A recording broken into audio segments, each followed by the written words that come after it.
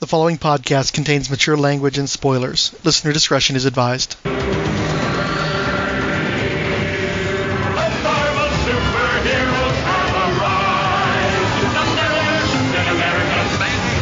Four. Spider-Man. Iron Man. Spider-Woman.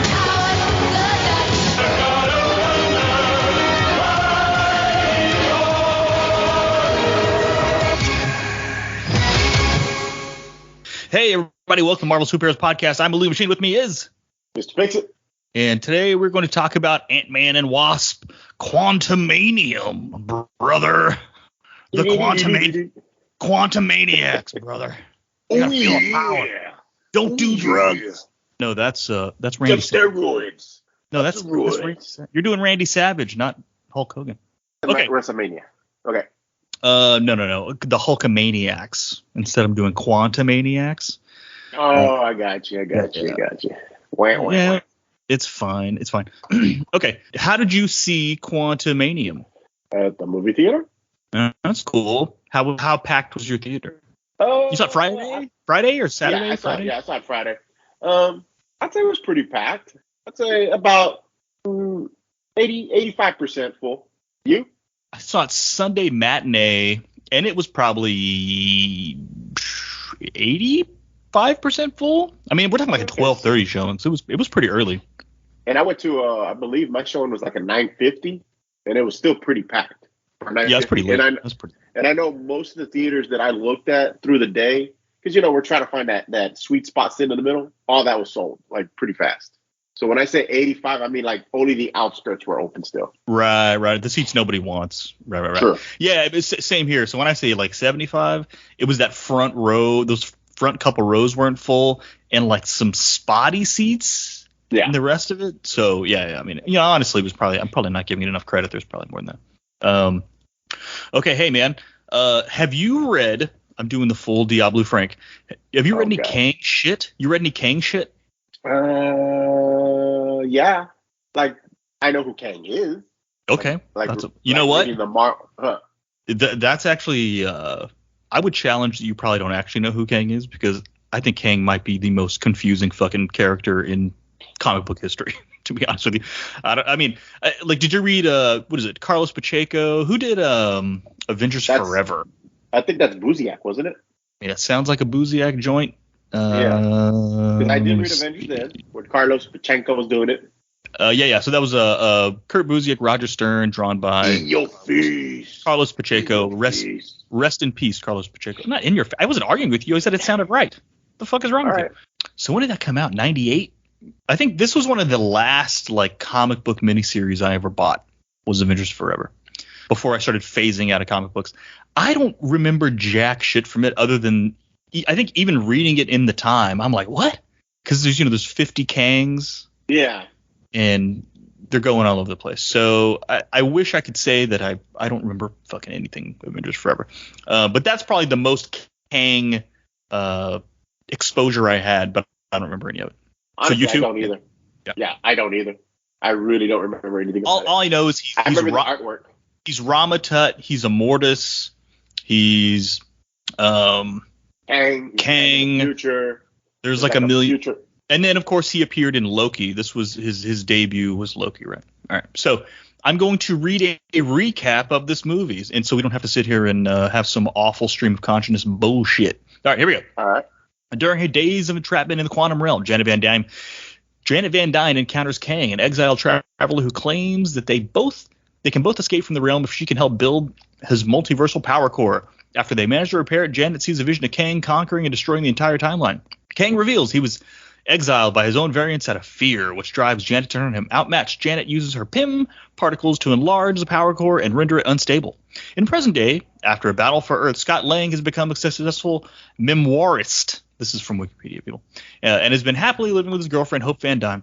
Scott's now teenage daughter, Cassie, has become a political activist, resulting in her spending some time in jail before being bailed out by her father. While visiting Hope's parents, Hank Pym and Janet and Cassie revealed that she's been working on a device that can make contact with the quantum realm. Hey, hold on one second. Time out. My apologies. My kids were screaming like maniacs. Okay, Quantum Realm. Upon learning this, Janet panics and forcibly shuts off the device. But the message is received, resulting in a portal that opens and pulls the 5 of them into the Quantum Realm. Scott, Cassie are found by natives who are rebelling against their ruler, while Hope, Janet, and Hank explore a sprawling city to get answers. Hope, Janet, and Hank meet with Lord Krylar, a former ally of Janet's who reveals that things have changed since she left, and that he is now working for Kang, who is now the realm's ruler. The three are forced to flee and steal Krylar's ship. The Langs are told that the rebel leaders Generetta and Janet's involvement with Kang is directly responsible for his rise to power. The rebels soon come under attack by Kang's forces led by MODOK, who is revealed to be Darren Cross, having survived his apparent death at Scott's hands. That would be from Ant-Man #1. He was Yellow Jacket. Callback. The Langs are taken to Kang, who demands that Scott help get his power core back, or he will kill Cassie. Scott is taken to the core's location, shrinks down, and nearly drowns in a sea of variants himself, but Hope arrives and helps him acquire the power core. However, Kang reneges on his deal, captures Janet, destroys the ship with Hank on it. After being rescued by his aunts, who were also pulled in the quantum realm earlier in the movie, who have rapidly evolved and become hyper-intelligent, Hank helps Hope and Scott as they make their way to Kang. Cassie rescues Generetta, and they commence an uprising against Kang and his army. During the fight, Cassie appeals to Cross's character, which convinces him to turn sides and fight Kang, though it costs him his life. Janet fixes the power core as she, Hank, Hope, Cassie jump through a portal home. Kang attacks Scott, nearly beating him to submission. Hope returns, and together with Scott, they destroy the power core and knock Kang into it, causing him to be pulled into oblivion. Cassie reopens the portal, and on her end, for Scott and Hope to return home. As Scott happily resumes his life, he begins to rethink what he was told about Kang's death being the start of something terrible happening, but he brushes it off. In a mid-credit scene, the numerous variants of Kang meet to discuss the Conqueror's death and plan their uprising. Concerned by their increasing interest in the multiverse by the heroes of Earth 616 and a post. Anyway, yeah, that was into that sentence. I read that really fucking weird. I apologize. The Kangs are all worried that the Avengers are touching the multiverse so quickly. In a post-credit scene, Loki and Mobius spot another Kang variant named Victor Timely in the 1900s, which is setting up Loki season 2. Okay, so Mr. Fixit, what did you think of Ant-Man and the Wasp, Quantumania? I enjoyed it. I liked it. Okay. I liked it quite a bit. Tell me more. The second one. It's just you and me. Tell me more about it. I mean, what do you want to know? Like, I mean, what do you okay, wait. Okay, because you keep thinking about that. Okay. I had ChatGPT write me a synopsis of the movie. Now, ChatGPT's knowledge cuts off in September, so the movie was not out yet, but it gave me like a recap of like the actors and stuff. The film is a third installment in Ant-Man's franchise, and it will once again feature Paul Rudd as Scott Lang, aka Ant-Man, Evangeline Lilly as Hope Van Dyne, the Wasp, Michael Douglas and Michelle Pfeiffer are also set to reprise their roles as Hank Pym and Janet Van Dyne, respectively. In addition, Catherine Newton has been cast in the role of Cassie Lang, Scott's daughter. Jonathan Majors will play Kang the Conqueror, a time-traveling villain who is expected to be a major antagonist in the Marvel Cinematic Universe going forward. Ugh, that was that. Okay. I'll put that at the beginning or leave it right where it is because I don't give a shit. So you definitely, okay, we all seem to unanimously not stand Ant-Man and the Wasp, right? Yeah. Like the second one was bad. It was so bad. It was awful. I don't know why it's not ranked lower. I don't understand what people see in that movie that's good. It's nothing. It's a nothing movie in a Marvel Cinematic Universe where everything's supposed to be like clicked together. Yeah. It's nothing. But so yes, it's a low bar to clear when you say Quantumania is better than Ant-Man and the Wasp. Well, at the time, that was my least favorite Marvel movie until Love and Thunder came out. Right. So it just moved up a bracket. That's it. But didn't raise the bar or anything. It's just you and me on this podcast, dude. You got to keep fucking talking. What do you like about it? You can't just say. Okay. You said in a text. Let me read this text. Hold on a second. Hold on. You said. Enjoyed it. No, that is not what you said. That is not what you said. Oh my gosh. Fryhole sent so many pictures.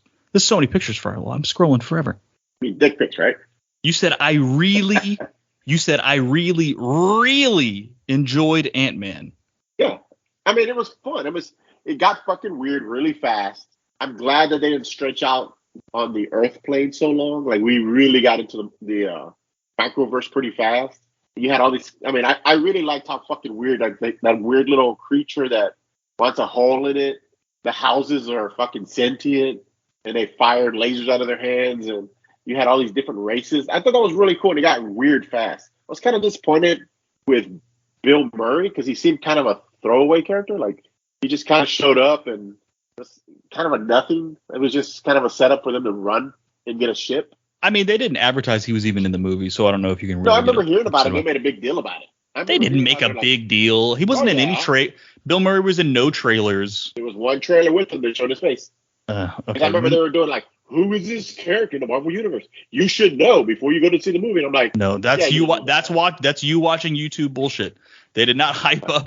He wasn't like the Grandmaster from Spar. You might have seen a flash of his face that said Bill Murray wasn't it, but it was like his appearance in Zombieland. You know what I mean? He's just like guest appearance by Bill Murray. I didn't really care. I thought it was funny he was there. I don't think they knocked the film for not utilizing Bill Murray enough.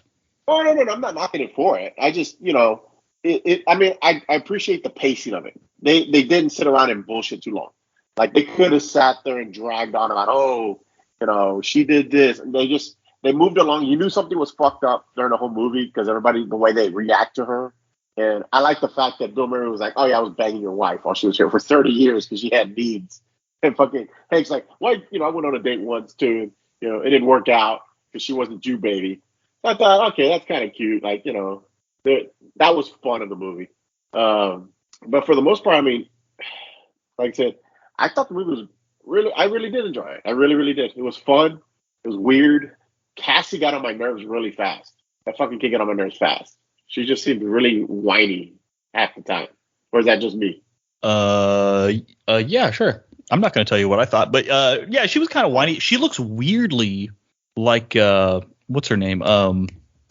Johnny Depp's chick that beat him up. What's her name? Amber Heard. She looks.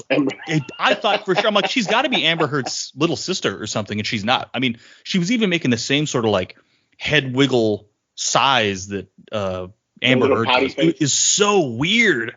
I was like, I was not hearing a lot of what she was saying because I was like, geez, she's got to be Amber Heard's sister. I got to make a mental note to look this up. I do not believe that she is. Yeah, I'm pretty sure she's not. But for the most part, like I said, now I've asked a couple of friends of mine because they've seen it as well. I liked MODOK. I liked the way he looked. The only gripe I had is I wish he had the white eyes, the no pupils, which I'm used to from the comics. Probably my only gripe. Yeah, I had seen some weird articles about how people were upset at the way he looked. Yeah. And I was like, MODOK is bizarre looking. What do you mean you didn't like the way he looked? I thought CG was maybe a little off, but I think that was just the bad CGI that is now the Marvel Universe. He's a big head. What's the problem? And I thought with the armor on, he actually looked pretty good. I thought all the weapons were really cool. I didn't get it. Yeah. I think we went a little too far with the dick jokes. At one point, there's a lot of dick jokes. It seemed like for a good 5-10 minutes. But yeah, to each their own. Yeah. So wait, you thought the movie was fun? Did you think it was funny? There were a lot of jokes in the movie. Yeah. The Ant-Man films are all jokey. I really do like Scott Lang. Like in the beginning, he's just kind of living his life. He's like his desire is not to go. How do you say it? Like, he doesn't have a drive to be a hero. He happened to be there. He happened to do it, and he's fucking resting on that. Like, he's riding that fucking wave everywhere. He loves bringing up the fact he's an Avenger, like, immediately. I mean, he's fun. But he's just a fun kind of. That's the first 5 minutes. That's the first 5 minutes of the movie. What are the rest of the movie? What do you mean? I mean, did you think the movie was funny? This was a very jokey movie. Lots of jokes. Yeah. It was very. I'm not going to tip my hand. There were lots of jokes the whole time. I kind of missed that they didn't have Luis pop up. Oh yeah, he was nowhere to be found. Right? Well, it was weird because like those dudes were at the premiere. Like his other who's his other all the yeah. Those guys were all at the premiere because Bob Layton was put it up on his Instagram because apparently they wouldn't let that dude into one of the last premieres, and Layton had to go like vouch for him to security to let him in. So they were all like, "Hey, it's you," Yeah, but so they were at the premiere, but none of those dudes were in the movie. I had no idea they weren't going to be in the movie at all. That's crazy. I didn't know that either. I mean, maybe they cut him out. Like you said, they go to the quantum realm within the first 10 minutes of the movie. I mean, it at least feels that way. I mean, they are straight in, no messing around in the rest of the movie. Yeah, I mean, the 100%. Yeah. And I do appreciate that the movie's moving quick. It's not dragging. Like, you know how that tends to. I hate to say that with some Marvel films, they do kind of drag a little bit. This one was quick. We got to the multiverse. You find out real quick that. Now, what did you think of Kang? So, okay. Well, I mean, let me give you my opinion of this movie. I thought this movie was like a solid D+. What? Like complete, okay. Not an F, not a D, maybe a C-. Because Mr. Fixit, you have to understand, this is the first film of Marvel Phase 5. Yes. Okay. This is the first film of Marvel Phase. Did they clear anything up?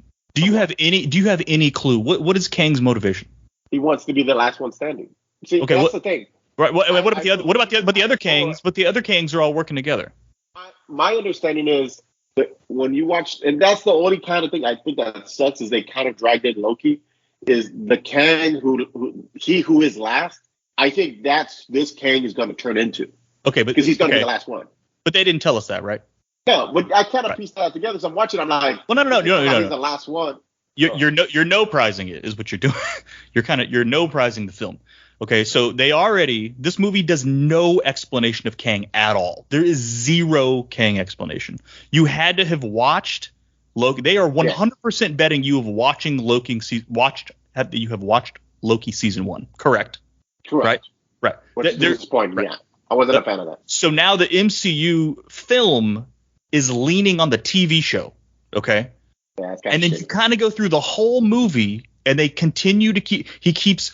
Well, something really bad's gonna happen. You need to get me out of here because something bad's gonna happen. But I'm such a bad guy. But you gotta, or something bad, right? So there's continuing to be this foreshadowing, and the foreshadowing never comes to fruition at the end of the movie. And that mid-credit scene does not count. That there's just more Kangs, because we've known there's more Kangs. Okay, this isn't Ronin and Thanos popping up at the end. It's not like that. That is not what happened in this movie. This movie, only to set up the final stinger, which got the most gasps in the theater, was when they showed Loki and Mobius watching the other variant of Kang, whatever his name is, Timely.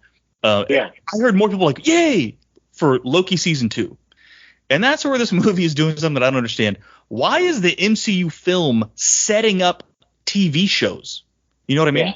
Yeah. This should have been the Disney Plus series for what should have been Loki 1 the movie and Loki 2 the movie. You should have had this Disney Plus series that is Quantumania in the middle. Okay? Quantumania. Yeah. I'm going to continue to get this name. I apologize. This felt like a TV show where nothing is set up, nothing is really answered, just a bunch of shit happens for you to get excited about the movie that is actually Loki 2, but it's going to be on Disney Plus. Do you know what I'm saying? Yeah. I would even go so far as to say the special effects in Loki 1 were better than this movie. But I would say it with a caveat, all right? There's a lot of stuff in this movie. Some of it goes from looking really, really good to looking really, really bad. But it's just like Wakanda Forever, where the whole final scene is shot on a studio lot green screen. This whole movie. Because like you said, 10 minutes into the movie, they are out of Earth. They're out of an actual room, and they're in a green screen. This movie is probably an hour and 50 minutes in a green screen. And some of it looks good, but some of it looks kind of bad. Whereas, so Loki had a plot. There was like a beginning, middle, and an end that sets up something. I just felt like this movie had no beginning, middle, and end. It was just Scott Lang's got a book. Scott Lang done a bunch of shit in the quantum realm, and at the end, Scott Lang's just back to being Scott Lang, touting his book. Like nothing happens in this movie, and over the course of the movie, nothing pays off. There's no foreshadowing of a Kang. We already there's more Kangs. That's not Thanos, grabbing an Infinity Gauntlet or turning around. It is like it's like a wet fart that the stinger is just a bunch of Kangs. Like, okay. They just whipped the guy who was supposed to be in the one, and they kicked his ass like Wasp and Ant-Man whipped his ass. So then, really, what I started to think this movie kind of became Ragnarok 2, where the quantum realm just became Sakaar, where there's fucking people there and there's like whole societies and races of people. There's no explanation of how all these people are they getting trapped there? No, they're coming through the devil's anus and getting trapped. That's what it is. They're getting banished to the quantum realm. Yeah. So now the quantum realm is fucking Sakaar. You've got Bill Murray who's playing like a wannabe Grandmaster / Kang is the Grandmaster. And then probably the dumbest thing in this whole movie, Mr. Fixit. Why the most contrived bullshit ever? Okay, and this may be the biggest flub that the Marvel Cinematic Universe has made in all of these films. And I'm not at all trying to be shocking by saying this.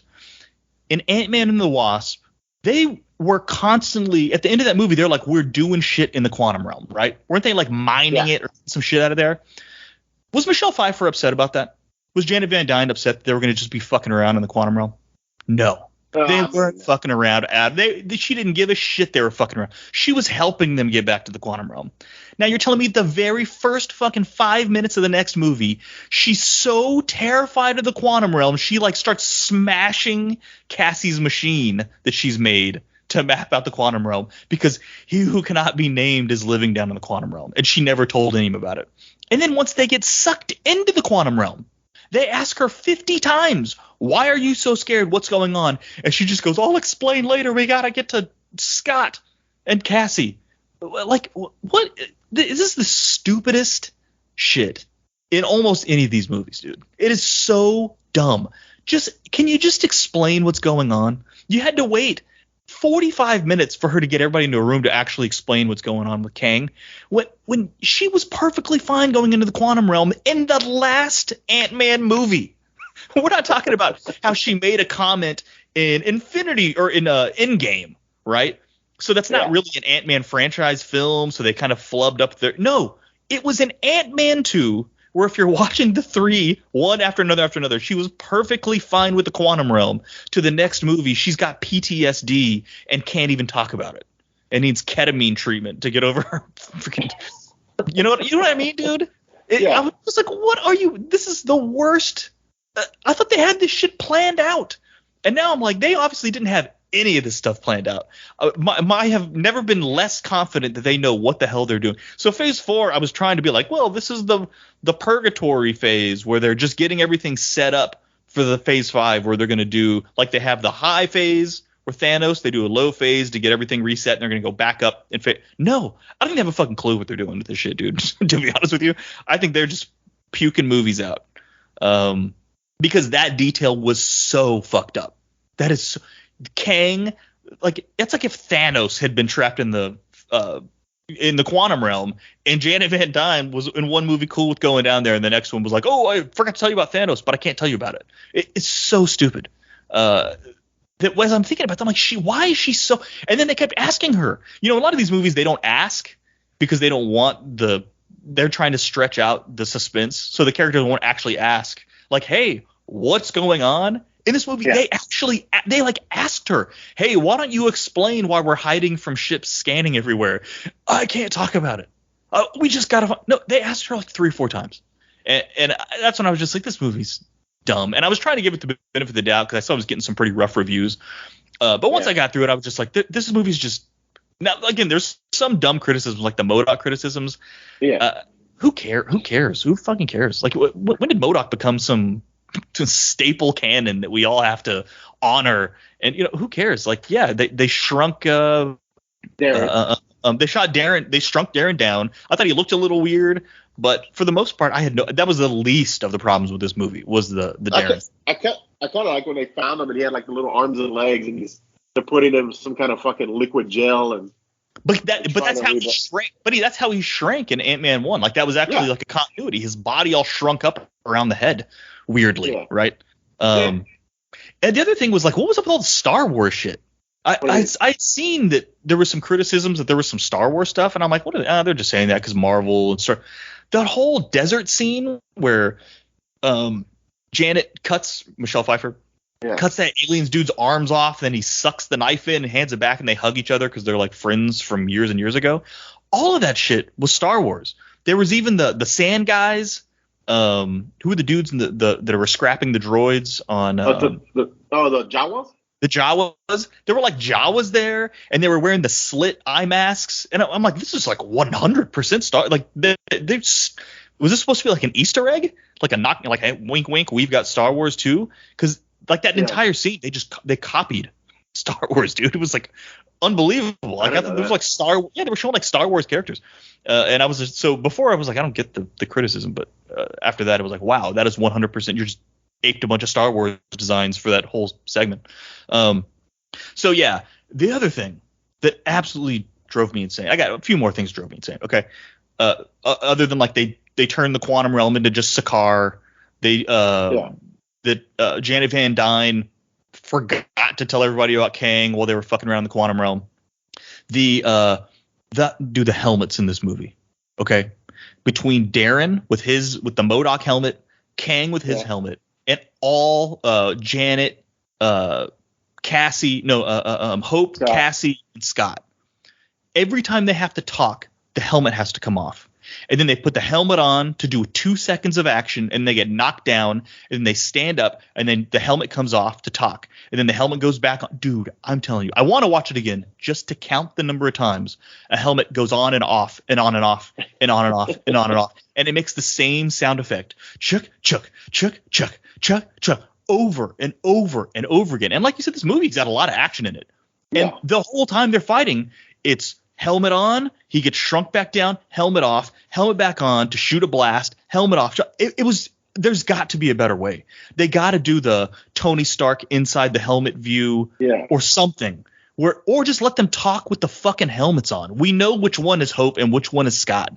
And I know they started doing this a little bit with Robert Downey Jr. towards the end of his tenure as Iron Man, because he was like, I'm just put me with the dots. Like, I don't want to be in any more pathetic. Put the dots on me. So they would just have the helmet go on, helmet go off, helmet go on. He's talking to a bad guy and he like takes his helmet off. Like, why would you take your helmet off? So it got a little normalized there. But in this movie, it was they couldn't converse with each other without taking the helmet off during a fight where they have to put the helmet back on to fight. And I'm telling you, man, if you ever see this movie again, I'm putting this in your brain so that it ruins the movie for you. I'll definitely so it ruins it for you too. You will be like, oh my God, what were they thinking?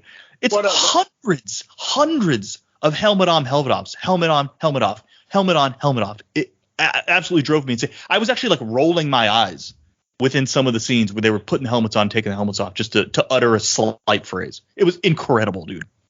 The last thing. Hold on, no. Last thing. Is Hope Van Dyne and Scott Lang the worst forced fucking romance you have ever seen in your life?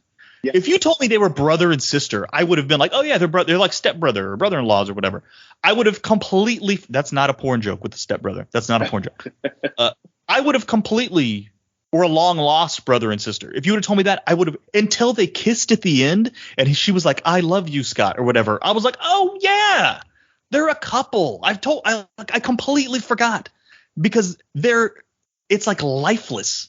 And I really liked Evangeline Lilly in the first movie. I cannot stand this chick now. She's like cardboard. I don't know what happened to her in these movies, but I've got no use for her character. And I bet there's a lot of cutting room floor Evangeline Lilly in this movie, because for her to share the title of the flick, she ain't in a lot. Yeah.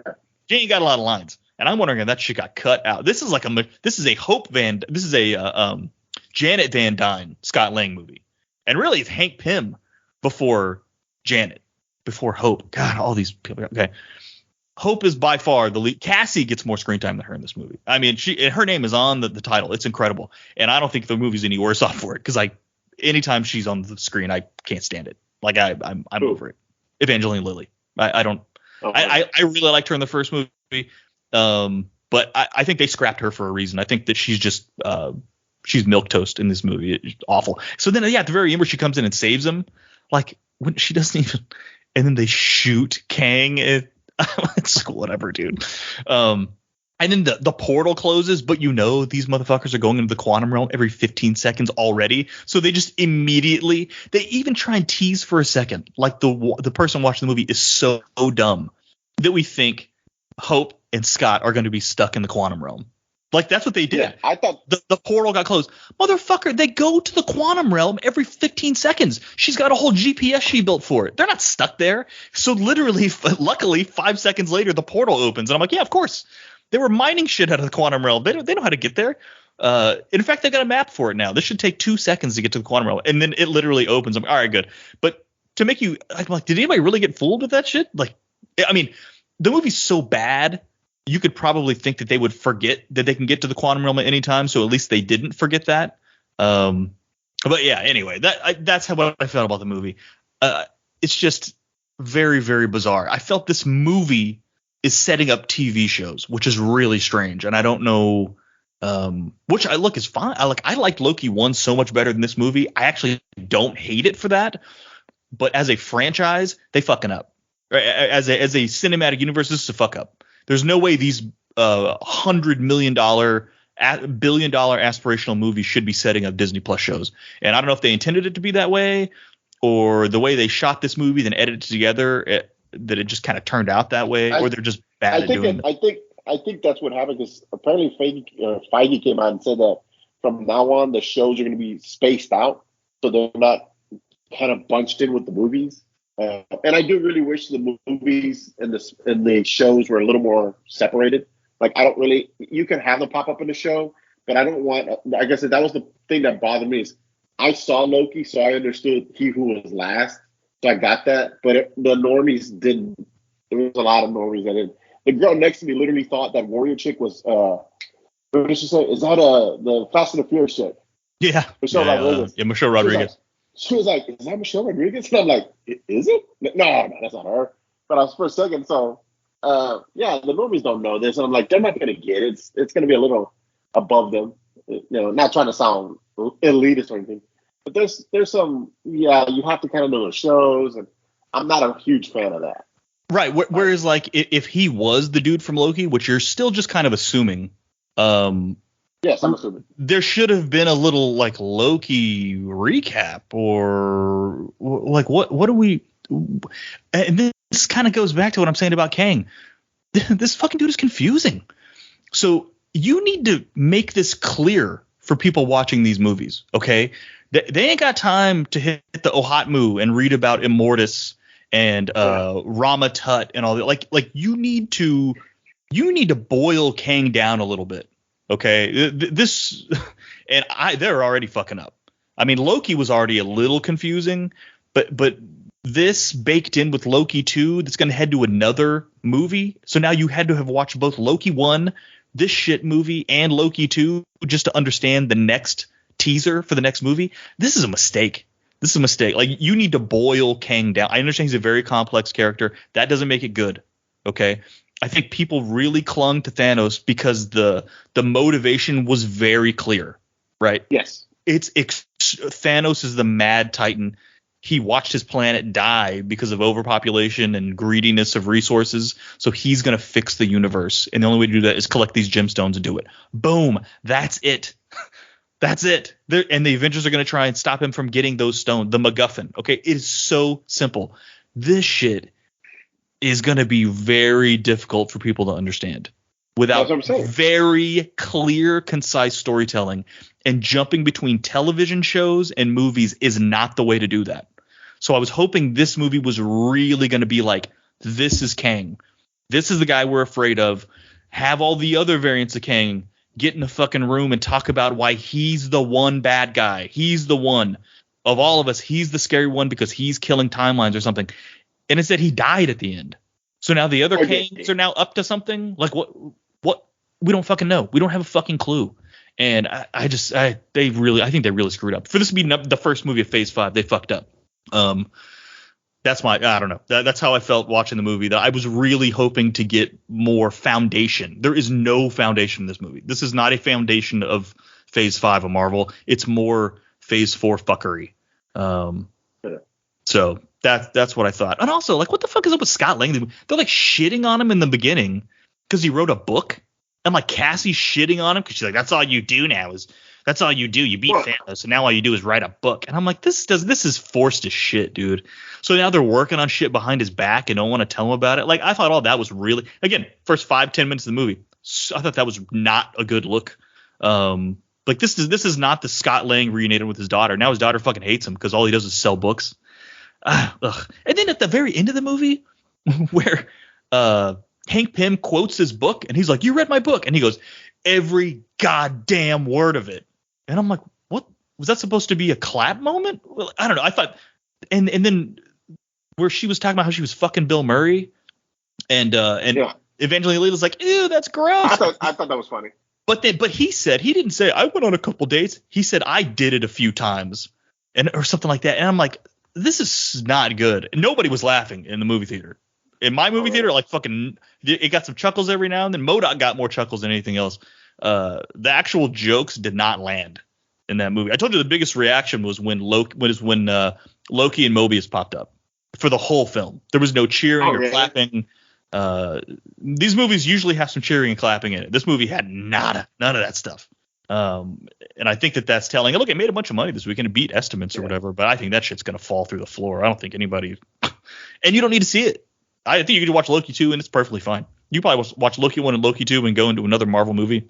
It's no skin off your back. And I know you like the runtime. Runtime was like 2 hours and 5 minutes or something, which I would normally applaud. This movie felt 2.5 hours to me. The movie felt so long. It was so long to me. I could not believe when I checked my phone, the movie had only been on for an hour and a half. I'm like, no way. We got another hour? And then it ended up wrapping up like 45 minutes later. Like 30 minutes later. And I couldn't believe it. I was like, wow, this movie felt forever. I guess I really enjoyed the action part. I really liked when Scott turned humongous and he's like punching the shield and like you have that whole war shit. I thought, that was pretty cool. Like I enjoyed that. You mean when Ant-Man leads the uprising against you just like Ragnarok? Yeah. Again, this was totally Ragnarok light. It was like a bad Ragnarok copy. I'll just go watch Ragnarok again. But I mean, I get you. It was all action. So if you're just sitting there chilling, you want to watch an action movie, there's a lot of action in this movie. But this is I went into this thinking this is movie 1 of phase 5 after they fucked around in the last phase. And I really wish I would have just watched Loki again and not even seen this movie, to be honest with you. I didn't really walk in with like, oh, this is phase 5. Let's get ready. We're gonna go see it. I feel like some of these movies are like echoes of the past phase. Yeah, but this is not. We should be moving. No, this is introducing. Loki is the to new characters. Yeah, like, but Guardians Kang of the Galaxy. is. Hold on. Go ahead. Guardians of the Galaxy should be ending. Ant-Man should have been like all these movies. Cap ended. Iron Man ended. All that should end, and you should have a new phase, new stories with new characters. That's kind of what I thought. I thought this was going to be. Honestly, I thought Hank Pym was going to die. I thought there was going to be this cool scene where like he becomes larger than Scott, and he dies some heroic way. And I was like, that'd be kind of cool. Like that's what I was expecting to see, and I was like, I don't want to see Ant-Man 4. Like these movies should come to an end. Thor, Love and Rocket, or Love and Thunder showed that to me. Like you should end the series and it's start with some other. No, I'm with you. Except that if Ant-Man died, Cassie's the new Ant-Man. So now we're going to see Ant-Man 5 with Cassie or Ant-Man 4. Like in that, I don't think anybody wants that. No, I don't think anybody wants to see. I think she's annoying. Nobody wants to see Hawkeye's daughter as the new Hawkeye. Nobody wants to see Thor's daughter as the new Thor movie lead. Nobody wants to see any of that. So I get what you're saying. That it's some sort, but it should be wrapping up the whole universe to start fresh, so that we can tell new. Let's recast Iron Man and tell a new Iron Man story. Let's recast Black Panther, tell a new Black Panther story. Let's recast Captain America, tell new Captain America stories. Instead, we're on these like fume second generation things that I don't think are going to pan out. It goes for the past. I want to see the X-Men finally done. I want to see the Fantastic Four finally done. I think that we're gonna have to. Avengers maybe.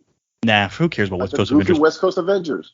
Well, I think we're gonna have to get through this whole phase to get to the broken multiverse where they can introduce X-Men and Fantastic Four. It's going to be the back end of this. We've got several movies before we're going to get to that, which is why I was just like, man, this is not to go, to bite off DC, but do a West Coast Avengers and make it like Suicide Squad, a bunch of fuck ups that are funny and goofy and don't make it. Not all of them make it, but don't call it Suicide Squad.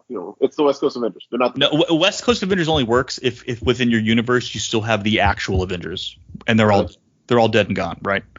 So yeah, I mean, nobody wants to see a bunch of second-rate Avengers unless they on occasion interact with the actual Avengers. And that's why you see people get all geeked that, ooh, they're going to cast Henry Cavill as we may have said this in another podcast. They're going to cast Henry Cavill as Hyperion and then make him right. Yeah, no, and I've heard that theory. Except that if he fights the Avengers, it's Paul Rudd, War Machine, and Anthony Mackie as Captain America, right? And I really don't want to see that. You don't want to see that. People are picturing Chris Evans and Robert Downey Jr. and Chris Hemsworth. Those guys they're not around anymore. They are not going to be in your next Hyperion.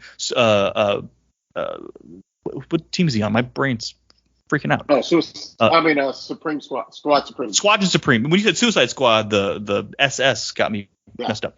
The Squadron Supreme. They're not around for Squadron Supreme movie. So you need the whole thing to shut down and restart with new actors before we get to that. Because that ain't happening. Okay. And that's where I thought this movie was going to show like a solid step towards, we know, look, you guys want us to reboot this stuff or we're going to do but this is the first step towards it. And I got nothing. There's a bunch of weird shit in the quantum realm. They've been to the quantum realm millions of times. You didn't know there were people there? like, how did these people get here? It doesn't matter. Let's just smash stuff together. So I was just really, by the time I got out of it, I was just like, I mean, it wasn't like painful to sit through. They even did that thing, dude. Like, we knew the ants got sucked into the quantum realm, right? We knew.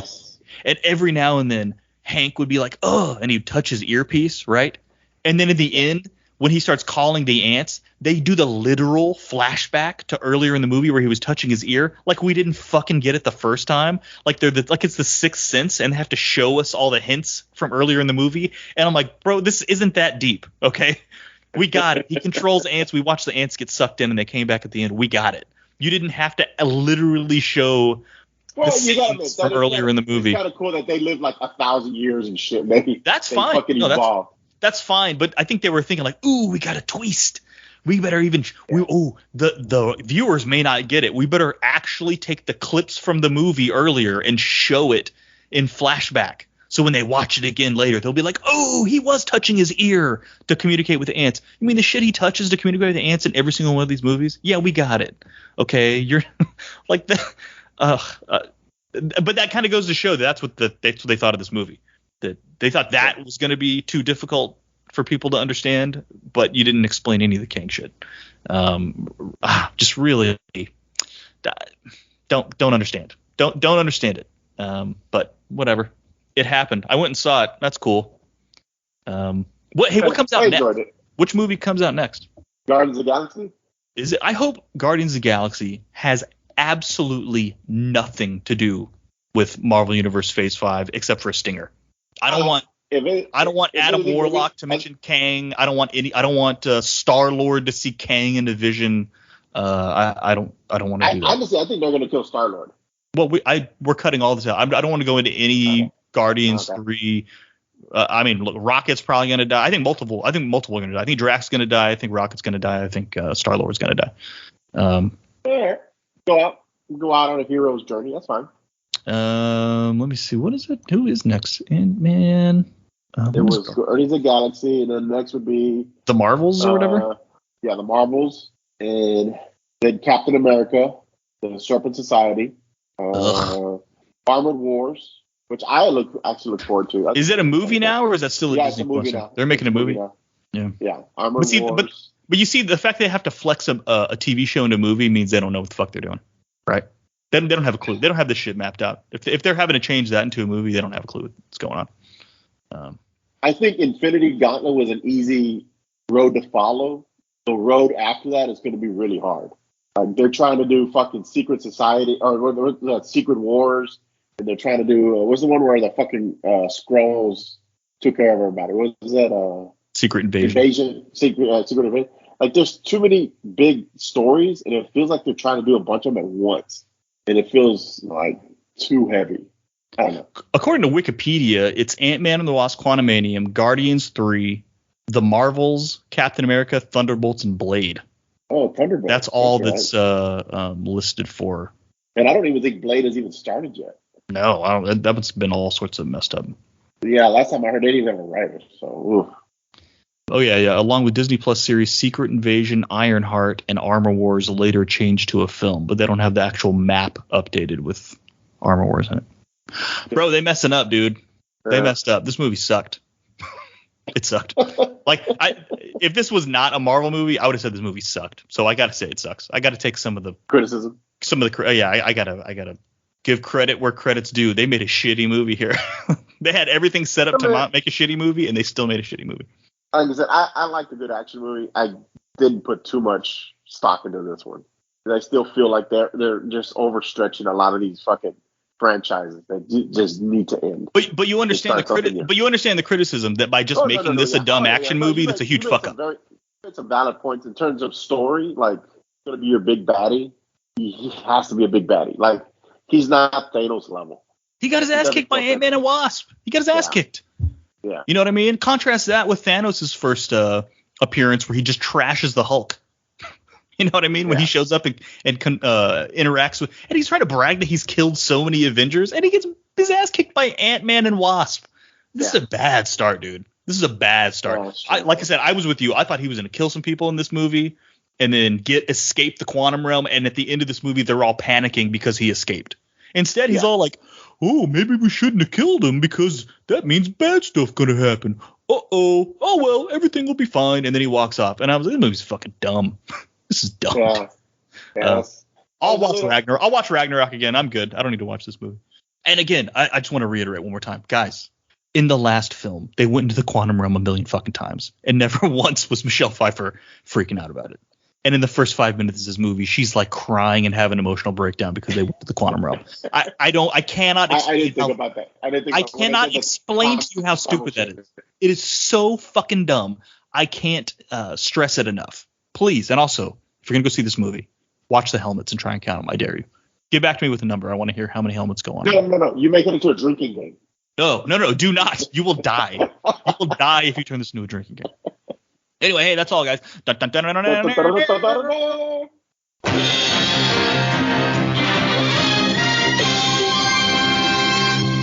Permanent Marvelite Maximus follower was Weird Warriors Podcast. Keepers of the Favorite Flame, Bat Crime Solver, Chris Dunford, Dave's Comic Heroes blog, Gregory Litchfield, Lynn Flynn, Marvel Universe Online Project, Nick Spence, Rihanna Mike, Scott X, Shanna Banana, Siskoid, Superbound, and Trekker Talk. Retweet Frantic Ones, Dr. Ange, Billy Hines, CH, Justice Trek, and Relatively Geeky Podcast Network. Nuff Sayers, Richard Field wrote, I tried watching this movie, speaking of Wakanda Forever, but I can't. I got through about a half an hour. To me, it was just bad. Shinji70 wrote, great podcast as usual. I definitely agree as a black man about Black Panther. I'm not sure about recasting, but my biggest beef is outside of M'Baku, there's no prominent male characters in Wakanda. I do disagree about Raiden Namor. I think this showed she had chops, and her being colder than her brother and having her mom's wrath was way more interesting and reminds me of Hickman's war criminal T'Challa. As for Namor not being ripped, I think he has a wrestler body type, and outside of MBJ, Michael B. Jordan, I noticed women fans definitely think he's hotter than the ripped dudes. Even his soft-spokenness works given the amount of Raylo-style shipping I've seen for Namor Shuri, and even in this Namor and whoever they cast as Sue Storm already.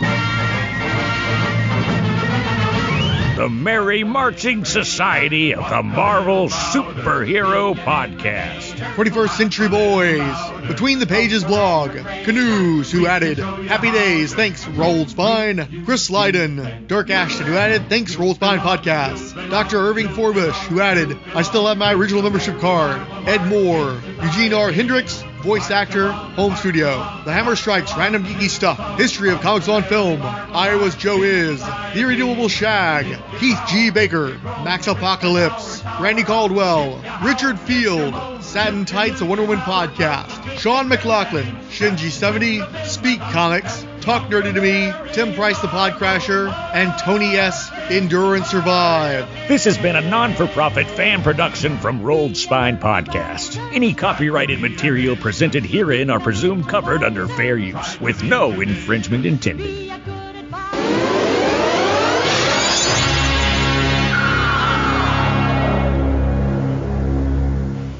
All right, man. Hey, have a good night. I'll catch you later. You too, brother. Later. All right, later.